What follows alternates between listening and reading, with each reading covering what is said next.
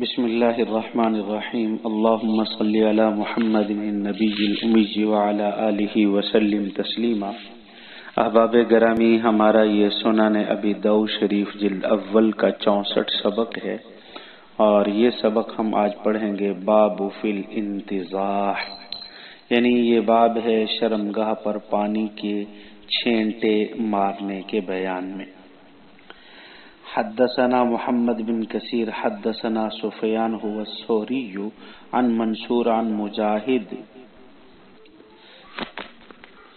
سفیان بن حکم الثقفی ابی الحکم بن سفیان الثقفی قال كان رسول اللہ صلی اللہ علیہ وسلم اذا بال توضأ وينتضح قال ابو داود واقف سفیان جماعت على هذا الاسناد وقال بعضهم الحکم ابی بن الحکم۔ دیکھیں، یہ حدیث سفیان بن حکم ثقفی سے روایت ہے کہ نبی کریم صلی اللہ علیہ وسلم پیشاب کرنے کے بعد جب وضو کرتے تو آپ صلی اللہ علیہ وسلم شرمگاہ پر کچھ پانی چھڑک لیتے۔ ایک طائفہ نے اس حدیث کی، یعنی ایک جماعت نے اس حدیث کی سند میں سفیان کی تائید فرمائی ہے، اور امام ابو داؤد علیہ رحمہ فرماتے ہیں کہ بعض حضرات نے اس حدیث کی سند میں سفیان بن حکم کا نام لیا ہے اور بعض حضرات نے حکم بن سفیان کا نام لیا ہے۔ آگے حدیث نمبر 167، یہ حدیث نمبر 167 بھی کہتے ہیں کہ یہ حدیث حدثنا اسحاق بن اسماعیل حدثنا سفیان وهو ابن عیینہ عن ابن ابی نجیح عن مجاہد عن رجل من ثقیف عن ابیہ قال رأیت رسول اللہ صلی اللہ علیہ وسلم بال ثم نضح فرجہ۔ فرماتے ہیں کہ یہ ایک ثقفی شخص سے روایت ہے کہ اس نے اپنے والد سے سنا، اور وہ فرماتے ہیں کہ میں نے رسول اللہ صلی اللہ علیہ وسلم کو دیکھا کہ آپ صلی اللہ علیہ وسلم پیشاب سے فراغت کے بعد شرمگاہ پر پانی آپ نے چھڑکا۔ اور اگلی حدیث حضرت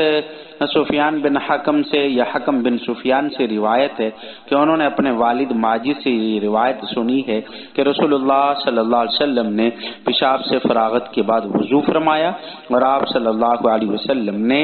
شرمگاہ پر پانی چھڑکا۔ اب یہاں ذرا دیکھیے، یہ باب الانتضاح، یعنی یہ باب ہے شرمگاہ پر پانی کے چھڑکنے کے بیان میں۔ اس باب میں ہم دو چیزیں آج پڑھیں گے۔ پہلے نمبر پر عنوان میں انتضاح جو ہے اس سے کیا مراد ہے، اور دوسرے نمبر پر غرض قال ابو داؤد۔ پہلے نمبر پر انتضاح اس کے دو معنی آتے ہیں۔ پہلا معنی تو یہ ہے کہ اس سے مراد استنجا بالماء ہے، اور دوسرا معنی یہ کہ وضو کے بعد شرمگاہ کے مقابل کپڑے پر پانی کے چھینٹے مارنا۔ اب یہاں لفظ انتضاح ہے، اور اس سے کون سا معنی مراد ہے، اس میں حضرات فقہا کا اختلاف ہے۔ دیکھیں، اس میں علامہ خطابی علیہ رحمہ فرماتے ہیں کہ اس سے استنجا بالماء مراد ہے، اور علامہ نووی علیہ رحمہ کا فرمانا ہے کہ اس سے مراد کپڑوں پر چھینٹے مارنا ہے۔ علامہ خطابی علیہ رحمہ نے جو اس سے استنجا بالماء مراد لیے ہے، ان کی دلیل کیا ہے؟ دیکھیں، ان کی دلیل اس باب کی دوسری حدیث ہے کہ جس کے الفاظ یہ ہیں کہ عن رجل من ثقیف عن ابیہ قال رأیت رسول اللہ صلی اللہ علیہ وسلم بالا ثم نضح فرجہ، کہ جناب رسول اللہ صلی اللہ علیہ وسلم کو دیکھا کہ آپ نے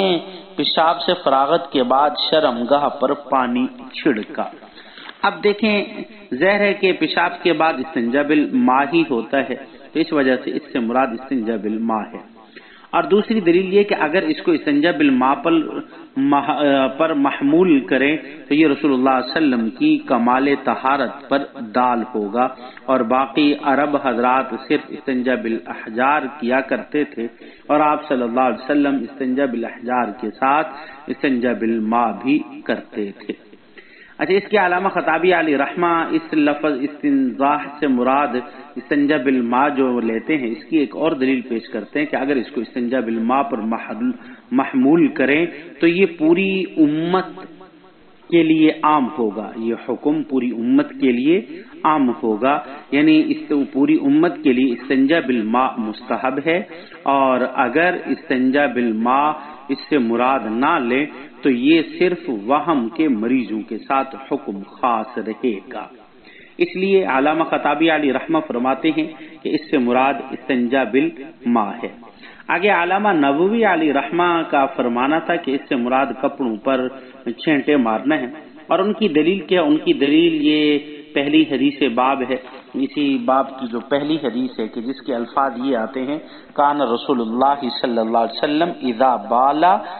یتوضا وینتضح، کہ آپ صلی اللہ علیہ وسلم جب پیشاب کر کے وضو فرماتے اور پھر آپ کیا کرتے تھے؟ اپنے کپڑوں پر چھینٹے مارتے تھے۔ اور یہاں واو ترتیب کے لیے تو وضو کے بعد استنجا بالماء مراد نہیں لے سکتے، کیونکہ وضو ہے، پھر استنجا بالماء کیسے ہو سکتا ہے؟ ہم اس کا جواب دیتے ہیں کہ یہ ضروری نہیں ہے کہ ہر جگہ واو ترتیب کے لیے ہو سکتا ہے کہ مطلق جمع کے لیے ہو، تو کہا جائے گا کہ مطلب یہ کہ پیشاب اور استنجا، آپ وسلم پیشاب اور استنجا کیا کرتے تھے، لہذا علامہ خطابی علیہ رحمہ کا جو قول ہے وہ راجح ہے۔ آگے غرض قال ابو داؤد عبارت آتی ہے کہ قال ابو داؤد وافق سفیان جماعت علی هذه الاسناد وقال بعضهم الحکم او ابن الحکم۔ دیکھیں یہاں هذه الاسناد سے اشارہ ہے کہ حکم سفیان بن حکم یا ابی الحکم بن سفیان کی سند کی طرف یہ اشارہ ہے، اور وافق سفیان سے مراد یہاں سفیان ثوری ہیں جو منصور کے شاگرد ہیں۔ اب یہاں مطلب یہ ہوگا کہ منصور کے کئی شاگرد ہیں، سفیان ثوری ہیں، زائدہ ہیں اور وقی ہیں، شعیب ہیں،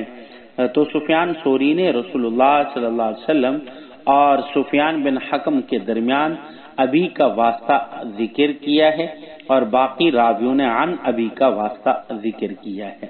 اور امام ابو داؤد علیہ رحمہ سفیان کے حق میں فیصلہ دینا چاہتے ہیں کہ جسے سفیان نے واسطہ ذکر نہیں کیا، اسی طرح دوسری ایک جماعت نے بھی یہ واسطہ ذکر نہیں کیا۔ اور آگے فرمایا کہ وقال بعضهم الحکم حکم ابی بن الحکم، کہ اس سے سند کے اضطراب کی طرف اشارہ ہے کہ رسول اللہ صلی اللہ علیہ وسلم سے نقل کرنے والے صحابی کے نام میں اختلاف ہے، کئی اقوال ہیں، یعنی اس سے مراد سفیان بن حکم ہو سکتے ہیں، یا حکم بن سفیان ہو سکتے ہیں، یا خالی حکم ہیں، یا پھر چوتھا قول ہے کہ ابن الحکم۔ اچھا، ایک پانچواں قول بھی ذکر کیا گیا رجل مبہم۔ اور بھی اضطراب ہیں، یہ صحابی بھی ہیں یا نہیں ہیں، یعنی ان کا سما رسول اللہ صلی اللہ علیہ وسلم سے ثابت بھی ہے یا نہیں ہے، تو یہ اس کے سند کے اضطراب کی طرف اشارہ کرنے کے لیے امام ابو داؤد علی رحمہ نے وقال بعضهم الحکم ابی بن الحکم کے الفاظ ذکر کیے ہیں۔ اللہ رب العزت ہمیں عمل کرنے کی توفیق عطا فرمائے۔ وما علینا الا البلاغ۔